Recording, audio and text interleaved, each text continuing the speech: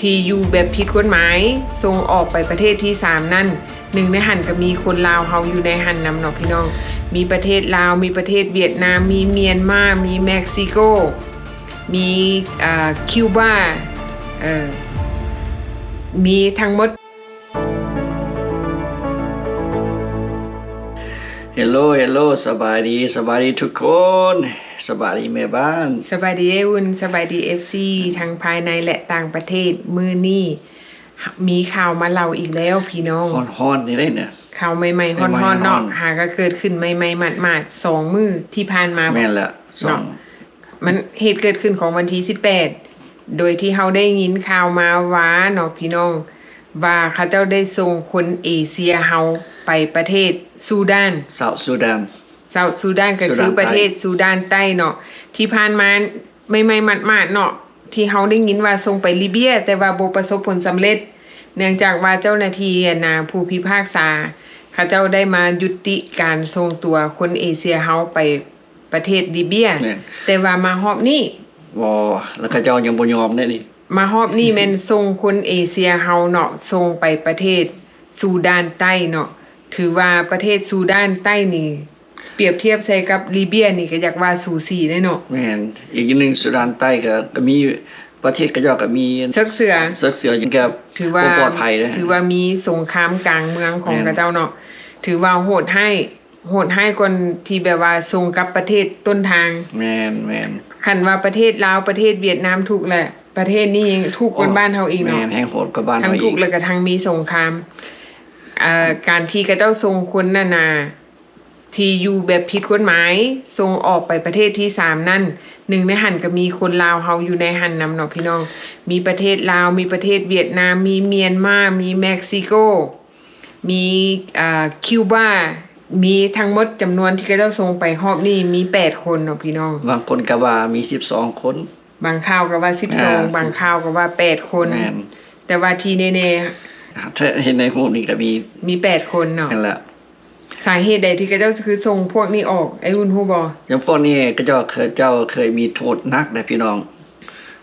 โทษนั้นมีอย่างเนี่ยโทษแม่บ้านได้ยินว่าพวกนี้เป็นพวกอาชญากรที่ก่อการร้ายแรงก็คือประเภทข่มขืนเนาะพี่น้องอันนี้แม่นถือว่าแม่นอันนี้ก็ถือว่านักเนาะข่มขืนกับข่มขืนเด็กน้อยอีกถือว่าแม่นนักแล้วก็ฆ่าคนอีกบ่มีหยังแม่นแล้วก็มีแบบว่าฆ่าคนก็มีเนาะถือว่าเป็นคดีที่ว่าร้ายแรงที่กระเจ้าได้จับตัวส่งไปประเทศซูดานใต้อันนี้แม่นมีศาลตัดสินออกมาแบบก็เจ้าเห็นแบบกระทันหันเลยแบบตั้งตัวบ่ได้แมนแบบคล้ายๆแบบพี่น้องจื้อได้บ่พวกส่งพวกนักโทษอย่างประเทศแม่นล่ะไปประเทศตอนสุดก่อนนั้นสุดทวิตนั่นล่ะก็เจ้าก็เฮ็ดแบบคล้ายๆแบบเดียวกันแล้วก็สุด2เนาะก็จะสิเฮ็ดแบบสุดทวิตล่ะก็จะสิส่งไปลิเบียลิเบียนี่บ่สำเร็จแม่ก็จะก็เลยมาตัวนี้วันนี้รอบนี้ก็ส่งแบบด่วนแบบที่แบบว่าตั้งตัวบ่ทันเนาะถึงแม่นสิเอิ้นคืนถึงแม่นศาลสิเอิ้นกลับคืนมากะเขาเจ้าก็อวยยนต์คืนมาบ่ทันแล้วได้ไปฮอดแล้วมันยนต์อยู่ถึงอากาศแล้วก็เจ้าก็บอกว่าเดี๋ยวนี้พวกนักโทษอยู่ไสก็เจ้าก็ว่าบ่ฮู้แล้วก็เจ้าส่งไปประเทศเซาท์ซูดานแต่ว่าจุดหมายปลายทางนั้นเฮาก็บ่ฮู้ที่แต่ว่าเขาเจ้าบอกได้เท่านั้นเขาเจ้าก็ส่งกันออกจากdetention center จากรัฐเท็กซัสแล้ววันนั้นก็เจ้าก็มีอยู่ในหั่นก็เจ้าก็มีคนเวียดเนาะคนเวียดกับคนเมียเราก็ติดต่อหากันตลอดกับลอเยอร์กับเจ้านะพอดีเมื่อวันอังคารลอเยอร์กับเจ้าของคนเวียดนามนี่อีเมลมาถามพวกdetention centerอยู่เท็กซัสว่าลูกค้าเรานะถามหาลูกค้าเราหั่นล่ะลูกความก็เลยว่าพวกไอซ์detention center ก็ตอบเราว่าลูกของเจ้าบ่อยู่แล้วเขาเจ้าได้ส่งออกแล้วส่งไปซูดานแล้วมันก็เฮ็ดหยังบ่ทันละพวกlawyer แล้วก็พวกศาลเจิด อ่ายุดก็บ่ทัน อืม เพราะว่าโยนขึ้นไปละ ถือว่าเป็นการปฏิบัติการแบบว่าแบบฮีบด่วนเนาะ ด่วน เพราะว่าอย่างเพราะว่าคือหลายๆคนที่เขาเจ้าออกมาว่ามันเป็นเหตุการณ์ที่แบบว่าโหดร้ายเหตุการณ์ที่แบบว่าบ่มีความมนุษยธรรมเนาะที่แบบว่าไล่ความมนุษยธรรมซึ่งกันและกันที่แบบว่าอยากเฮ็ดหยังละเฮ็ด คล้ายๆแบบว่ามีความป่าเถื่อนค่ะแต่ว่าเฮาบ่สามารถไปหยุดยั้งสิว่าแนวใดว่าบ่สามารถไปยุติ หรือว่าการดำเนินการของเจ้าหน้าที่ไอซ์ได้เพราะว่าเจ้าหน้าที่ไอซ์นั่นเขาเจ้ามีสิทธิ์ที่จะส่งคนที่อยู่แบบผิดกฎหมายนั่นไปประเทศใดก็ได้ แม่น เพราะว่าอำนาจอยู่ในมือเขาเนาะพี่น้องอันนี้เฮาก็หลายๆคนประชาชนหลายๆคนก็ออกมาต่อต้านแต่ว่าก็บ่สามารถเฮ็ดหยังได้เพราะว่าอันนี้มันกฎหมายอยู่ในมือของเขา ออกมาได้ต่อต้านแต่บ่สำเร็จจะคนได้มาประท้วงว่าเอ้ยมายกป้ายประท้วงอยู่ตอนหน้าdetention center ก็บ่มีความหมาย แม่ เพราะว่าก็จะตัดสินใจละ และอีกอย่างหนึ่งรัฐบาลชุดนี้เขาเจ้าแบบว่ามีจุดมุ่งหมายที่แน่นอนว่าเขาเจ้าจะผลักดันคนที่อยู่แบบผิดกฎหมายบ่ว่าผิดกฎหมายประเภทใดก็แล้วแต่เขาเจ้าจะผลักดันออกนอกประเทศถ้าหากว่าประเทศต้นทางที่บ่ยอมรับเอาเขาเจ้าก็ไปติดต่อบรรดาประเทศอื่นๆเนาะ เฮามีลิสต์ให้เบิ่งนะประเทศใดเนี่ยเฮามีลิสต์ขึ้นให้เบิ่งว่าที่เขาจะติดต่อมาให้เบิ่งว่าอาจจะได้ไปประเทศใดบ่อยู่ในแมปนี่ล่ะ แม่นเพราะว่าหยังเพราะว่ารัฐบาลชุดนี้เขาเจ้าเฮ็ดแท้ทำจริงเฮ็ดให้เห็นเนาะพี่น้องว่าเขาเจ้าเฮ็ดอีหลีแบบว่าไผบ่ย้านก็ลองท่าเบิ่ง อันคือว่าสมมุติลูกไผผัวไผเมียไผที่ถูกกักตัวอยู่ใน detention center นี่นะสมัยตะกี้เขาคิดว่าโอ้มีโอกาสได้กลับไปลาว แม่น เขาคิดว่าเดี๋ยวนั้นเนาะแต่เดี๋ยวนี้เขาบ่ฮู้เด้อว่าจะสิตกประเทศใด แม่นเพราะว่าหยังเพราะว่าประเทศต้นทางยกตัวอย่างว่าคือประเทศลาวเฮาเนาะทางรัฐบาลประเทศลาวเขาเจ้ายังบ่มีนโยบายที่จะรับเอาคนอพยพที่อยู่ผิดกฎหมายกลับคืนบ้าน เพราะฉะนั้นเขาเจ้าก็รับเอาเฉพาะแต่บางกรณีบางเคสที่เจ้าหน้าที่ไอซ์นั่นจับตัวส่งกลับประเทศลาวแต่ถ้าหากว่าทางประเทศลาวนั่นยังบ่มีความพร้อมที่จะรับเอาคนประเภทนี้เขาเจ้าก็จะผลักดันส่งไปประเทศที่3แต่ว่าจะตกไปประเทศใดนั่นเฮาก็บ่สามารถฮู้ได้ยกตัวอย่างคือกรณีผ่านมาเนาะส่งไปลิเบียบ่เอาบัดนี้ส่งไปซูดานใต้บัดนี้บัดนี้เฮาก็บ่ฮู้ว่าคนที่ถูกส่งไปประเทศซูดานใต้แม่นกลุ่มเดียวกับส่งไปประเทศลิเบียหรือบ่เพราะว่าก่อนหน้านั้นเฮาก็บ่ฮู้ว่ารายชื่อนั้นออกมามีไผแด ก็จะมีแต่บอกว่ากลุ่มAsian immigrant แม่น ก็จะก็บอกได้เท่านั้น แต่ส่วนนี้ก็ Asian immigrant ก็จะก็บอกประเทศคือกัน แม่นเขาเจ้าบอกแต่ประเทศเนาะแต่ว่าเขาเจ้าบ่ได้กล่าวถึงว่ากลุ่มคนที่ถูก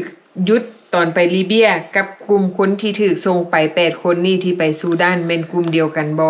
อันนี้เฮาก็ได้แต่สงสัยเฮาก็ได้มาโซเลกันเนาะว่ามันแม่นกลุ่มเดียวกันบ่แต่ว่ามันคล้ายๆคือกันเนาะคล้ายๆคือกันแบบว่าบ่ได้บอลนึงก็เอาบอลนึงหั่นน่ะอันนี้แม่นเฮาก็มีคลิปมาให้หลายๆคนได้เบิ่งเนาะติดตามคลิปเฮาไปนํกันเนาะพี่น้องเนาะไปเบิ่งคลิปเนาะ Thank you for joining us to address a diplomatic and military security operation that was conducted yesterday by the U.S. government. We conducted a deportation flight from Texas to remove some of the most barbaric, violent individuals illegally in the United States. No country on earth wanted to accept them because their crimes are so uniquely monstrous and barbaric. These heinous individuals have terrorized American streets for too long. Every single one of them was convicted of a heinous crime: murder, rape, child rape, rape of a mentally and physically handicapped victim. Thanks to the courageous work of the State Department and ICE and the President's national security team, we found a nation that was willing to accept custody of these vicious illegal aliens. We are removing these convicted criminals from American soil so they can never hurt another American victim, American man, child, or woman. They can never attack witnesses, families, victims, or anyone else. Now, a local judge in Massachusetts is trying to force the United States to bring back these uniquely barbaric monsters who present a clear and present threat to the safety of the American people and American victims. While we are fully compliant with the law and court orders, it is absolutely absurd for a district judge to try to dictate the foreign policy and national security of the United States of America. These are the monsters that the district judge is trying to protect. The contrast is brutally stark. President Trump and Secretary Noem are working every single day to get these vicious criminals off of American streets. And while activist judges are on the other side fighting to get them back onto United States soil. Before I turn it over to Acting Director Todd Lyons, I would like to remind the journalists in this very room to do your job. We gave you the names of the as you have right in front of you. Now tell the stories of the innocent Americans who they victimized. I implore you to stop doing the bidding of these disgusting individuals. Tell the stories of the innocents. It's the American victims who actually matter. นี่มันก็เป็นเรื่องที่หดหู่ใจอีกเรื่องหนึ่งหากแต่ว่าก็ต้องได้ยอมรับกับคำพิพากษาของศาลแล้วก็ได้ยอมรับกับความผิดของตัวเองเนาะถือว่าเป็นความผิดที่ร้ายแรงเป็นสิ่งที่ให้อภัยบ่ได้เพราะว่ามันเป็นความผิดที่แบบหนักหนาสาหัสอันนี้เขาก็บ่เข้าไผออกไผอันนี้เขาเห็นดีเห็นพร้อมนำเจ้าหน้าที่ก็หลายคนก็ว่าคนที่บ่ส่งไปประเทศที่3เนาะคนสมมุติเฮามาจากประเทศลาวหรือว่าประเทศเวียดนามจังซี่คนที่ส่งไปประเทศต้นทางอันนี้ก็เจ้าบ่มีโอกาสจะได้ถามได้มาขึ้นศาลเลยแบบว่าเจ้าสิให้เลือกว่าจะสิไปใส่อยู่ไสนะบ่มีโอกาสเลยก็เจ้าตัดสินใจให้เลยแม่นถึงแม่นว่าสิมีสิทธิ์เลือกแต่ว่าประเทศต้นทางบ่รับมันก็จำเป็นเป็นบ่ล่ะเพราะว่ามันก็มีหลายๆกรณีเนาะบางกรณีประเทศต้นทางบ่รับเขาเจ้าก็ได้จำเป็นส่งไปประเทศที่3เพราะว่าอันนี้มันเป็นเรื่องการเมืองถือว่ามันเป็นเรื่องละเอียดอ่อนหากแต่ว่าอันนี้เขาก็ต้องมาทำความเข้าใจนํกันเฮามาสู่เลกันเด้อพี่น้องบ่แม่นว่าเฮามาเอาออกข่าวให้ฟังแล้วว่าโอ้เข้าข้างคนผิดเข้าข้างผู้นั้นผู้นี้มันบ่แม่นว่าเฮาเข้าข้างไผเนาะอันนี้แม่นเฮาเว้าไปตามความเป็นจริงตามที่เฮาติดตามข่าวมานํกันหลายๆคลิปที่เฮาเฮ็ดออกมาก็คือว่าเป็นหยังบ่ส่งไปประเทศต้นทางก็ย้อนว่าประเทศต้นทางเขาบ่รับเขาก็เลยส่งไปประเทศอื่นอันนี้เฮาก็บ่ฮู้ดอกว่าเขาเจ้าอาจจะมีแบ็กกราวด์เขาเจ้าติดต่อกันเฮาก็บ่ฮู้เขาเจ้าเว้ากันแนวใดเนาะแม่นแหละอันนี้มันแม่นเหตุผลทางด้านการเมืองอันนี้มันเรื่องการเมืองมันเป็นเรื่องซับซ้อนที่เฮาบ่สามารถเข้าใจได้เพราะว่าเฮาบ่แม่นนักการเมืองและเฮาก็บ่แม่นนักข่าวอันนี้แม่นเฮามาเล่าเหตุการณ์ให้ทุกคนได้ฟังว่าโอ้มันเกิดหยังขึ้นณปัจจุบันนี้เนาะบัดนี้พี่น้องลาวเฮาคนใดที่มีซื้อมีรายซื้อเนาะให้เตรียมตัวก็คือเฮาบอกทุกๆคลิปแหละว่าทุกคนต้องเตรียมพร้อมเตรียมตัวบาดนี้มันบ่แม่นส่งกลับลาวเด้อพี่น้องเฮาอาจสิโศกให้ส่งถึกไปประเทศอื่นเด้เนาะแม่นบ่นั่นล่ะตะกี้ยังว่าโอ้ส่งลาวกลับลาวแม่นบ่ถึงเฮาสิอยากกลับลาวเฮาก็บ่มีโอกาสได้กลับก็คือเฮาเห็นคลิปที่ผ่านมาเนาะคนที่ไปเมืองลาวโอ้ยซ้ำได้ขึ้นสวรรค์ซ้ำตายแล้วเกิดใหม่เนาะบัดนี้เฮาก็บ่ฮู้ว่าส่งไปประเทศอื่นมันสิเกิดใหม่คือประเทศนี้บ่แม่นบัดนี้อันนาที่เฮาได้ยินข่าวผ่านมาเนาะประเทศที่เขาเจ้าส่งไปประเทศที่3มีแต่ประเทศโหดๆมีแต่ประเทศแบบว่าเถื่อนถือว่าตกนรกทั้งเป็นนั่นแหละเว้าคนละภาษาจักสิไปเฮ็ดอะไรเนาะบ่ฮู้ว่า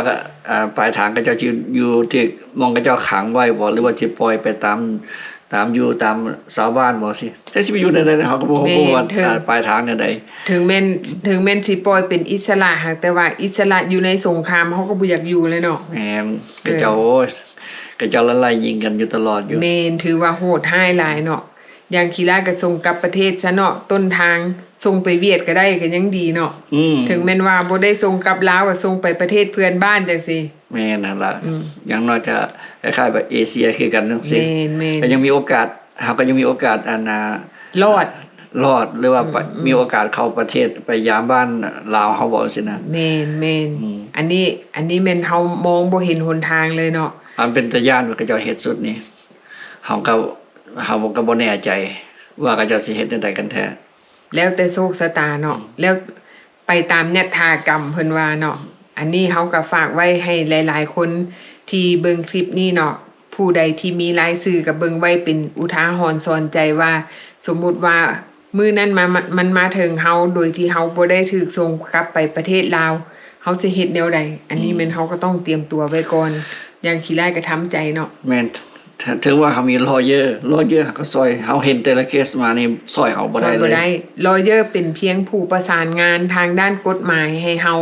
แต่ว่าลอเยอร์บ่สามารถตัดสินให้เฮาได้ว่าเฮาควรอยู่หรือเฮาควรไปหรือว่าเป็นแบบใดเนาะอันนี้แล้วแต่ผู้พิพากษาว่าเพิ่นจะตัดสินให้เฮาแบบใดว่าตะกี้เฮาคิดว่าลอเยอร์จะซอยเฮาได้ว่าโอ้เฮามีเลือกมีสิทธิ์เลือกกับประเทศต้นทางของเฮาแม่นคิดว่าแนวนั้นตะกี้ตามที่เฮาเบิ่งติดตามคลิปมาแต่ละคลิปนี่คิดว่าลอเยอร์บ่มีความหมายเลยแม่นอันนี้เฮาคิดซื่อๆเด้ออันนี้เป็นความคิดของเฮาเองเนาะอันนี้เป็นคำเห็นส่วนตัวคำคิดเห็นส่วนตัวแต่ว่าคือสมมุติว่าเนาะลอเยอร์ซอยเฮาบ่ได้บัดนี้เฮาสิไปเพิ่งผู้ใดบัดนี้เฮาก็เพิ่งบ่มีเพิ่งไผละเนาะเพราะว่าความตัดสินอยู่ผู้เดียวอยู่คันถึงแม่นอันนี้คือสิแม่นศาลเพิ่นก็สิเบิ่งข้อมูลของเฮาว่าเฮาเฮ็ดคดีหยังมาก่อนให้แฮงซำใดเขาเจ้าจึงตัดสินใจว่าเฮาควรไปประเทศใดอันนี้แม่นขึ้นกับว่าโทษของเฮาเท่านั้นนักน้อยหลายซำใดเนาะอันนี้แม่นตามความคิดของตัวเองเด้อนี่ตามที่เฮาเห็นเนาะที่ส่งไปประเทศบ่แม่นประเทศต้นทางเฮานี่ก็เจ้าก็มีโทษหนักเด้คือสุดอันนาที่เขาเจ้าส่งคนลาวไปประเทศกับประเทศลาวก็เจ้าก็บ่มีโทษหนักก็โหโทษแบบบ่นักถึงขั้นนี้แม่นล่ะโทษเบาๆพออภัยได้อาจจะเป็นโทษแบบว่าโทษเกี่ยวกับพวกยาเสพติดแต่บ่ถึงขั้นที่แบบว่าเป็นโทษคดีแบบข่มขืนบ่จังซี่เนาะประเภทแบบว่าฆ่าฟันรันแทงจังซี่เนาะอันนี้มันโหดร้ายหลายอันนี้เฮาก็มาฝากไว้เพื่อเป็นคลิปเตือนใจให้คนใดที่มีรายชื่อน่ะเบิ่งไว้เตรียมตัวไว้ถ้าหากว่ามื้อนั้นมันมาถึงเฮาก็สิแบบว่าทำใจได้ส่วนหนึ่งแม่นเฮาก็บ่บอกให้ทุกคนย่านดอกแต่ว่าเฮาก็ที่เฮาเห็นนั่นล่ะพี่น้องที่ให้เฮาเห็นที่ตามที่ข่าวออกมาแม่นเฮาบ่ได้เว้าให้ย่านแต่ว่าเฮามาเว้าให้เตรียมตัวว่าสิ่งที่มันเกิดขึ้นที่ให้เฮาเห็นณปัจจุบันนี้มันโหดร้ายส่ำใดเฮาก็เคยฮู้ยินได้บางคนว่าโอ้ยพวกเจ้าเว้าหลายเว้าให้คนตื่นเว้าคิดหลายจังซี่นะอันนี้เฮาก็เฮาเห็นคือว่าเห็นตามข่าวแล้วเฮาก็มาเล่าสู่กันฟังอันนี้แม่นเฮาเว้าเอาความเป็นจริงมาเล่าสู่กันฟังแล้วแต่คนใดจะรับได้ซำใดแม่นบางคนคิดว่าโอ้ข่าวขี้ตัวเอามาลอกลวงมาล่อให้กันย่านอันนี้ก็สุดแล้วแต่เนาะเรื่องการฟังนี่มันก็มีหลายอย่าง1ฟังเพื่อให้ได้ความรู้2ฟังเพื่อให้เฮามีสติ3ฟังหูไว้หูอันที่4โหดร้ายหลายอันที่4นี่แบบใดฟังและตำหนิพร้อมแบบนี้ฟังแบบบ่จบเรื่องได้แบบนี้ฟังละหาเรื่องนะแบบฟังละหาเรื่องอันสุดท้ายนี่นักเนาะฟังละหาเรื่องนี่นะก็บ่เป็นหยังเนาะพี่น้องเนาะผู้ใดมีคำคิดคำเห็นหยังก็คอมเมนต์เข้ามาเด้อแล้วก็ขอบใจเนาะขอบใจ FC ที่แบบว่าส่งข่าวมาให้เฮาได้เล่าแม่นล่ะแม่นขอบใจเพิ่นเนาะที่แบบว่าเพิ่นส่งข่าวนี้มาให้เฮาได้ไปศึกษาข้อมูลแล้วเฮาก็ได้มาเล่าต่อเพื่อเฮาได้ไปซอกว่ามันเกิดเหตุการณ์หยังขึ้นเพื่อเฮาจะได้มาเล่าให้พี่น้องคนลาวเฮาที่อยู่สหรัฐนี่ได้ฟังว่ามันเกิดหยังขึ้นณปัจจุบันนี้แล้วก็เป็นคลิปที่ว่ามาเตือนใจให้คนที่มีรายชื่อที่จะถูกส่งกลับนั่นเบิ่งไว้เป็นอุทาหรณ์สอนใจไว้เตรียมตัวเตรียมใจเนาะพี่น้องเนาะโอเคถ้าหากว่ามีหยังเปลี่ยนแปลงมีคลิปหยังใหม่ๆที่มาอัปเดตเฮาก็จะมาเล่าให้พี่น้องฟังใหม่เนาะพี่น้องเนาะสำหรับคลิปนี้ขอลาไปก่อนเด้อบ๊ายบาย